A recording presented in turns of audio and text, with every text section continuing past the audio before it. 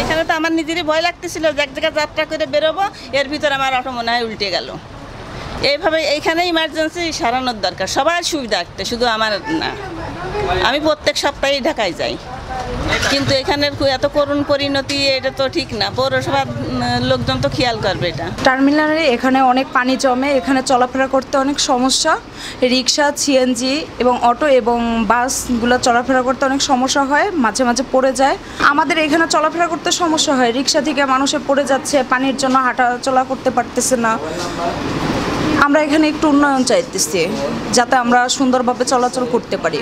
ঢাকা, খুলনা, যশোর, সাতক্ষীরা, শ্যামনগর গাড়ি আসে আনে, গাড়ি এলো যাত্রী পড়ে যায়, ঠ্যাং ভাঙে, মাথা কাটে, হাত ভাঙে, আপনার অটো পড়ে, মোটরসাইকেল পড়ে, প্রাইভেট পড়ে, তারপরে আপনার অনেক গাড়ি পড়ে যায়, লোক সংখ্যা খুব দুরবস্থা।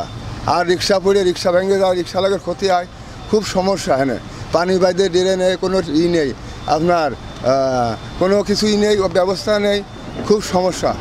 এখানে আপনার রিক্সার প্রতিদিন পরে মনে হয় 20টে। নগদের কাছে সব গ্রাহকই প্রিয়, তাই তো সারা দেশে ক্যাশ আউট চার্জ সবচেয়ে কম।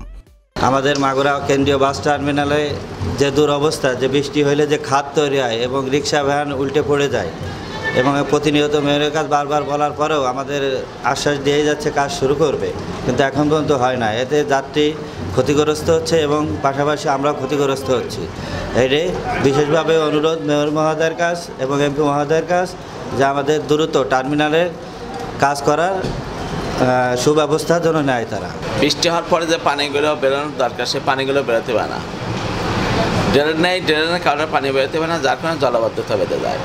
আর এই জলাবদ্ধতার কারণে অটো, রিক্সা এবং পরিবহনের গাড়ি, প্যাসেঞ্জার এই ড্রেনে পড়ে যায় এবং তারা ক্ষতির সম্মুখীন হচ্ছে। আমরা টার্মিনাল কর্তৃপক্ষ, পৌর কর্তৃপক্ষের দৃষ্টি আকর্ষণ করছি, তারা যেন এদিকে সুনজর দেয় এবং এই কাজটা যাতে সম্পন্ন করে, যাতে আমরা এখানে ভালোভাবে বসবাস করতে পারি এবং এই জলাবদ্ধতা থেকে রক্ষা পেতে পারি আমরা।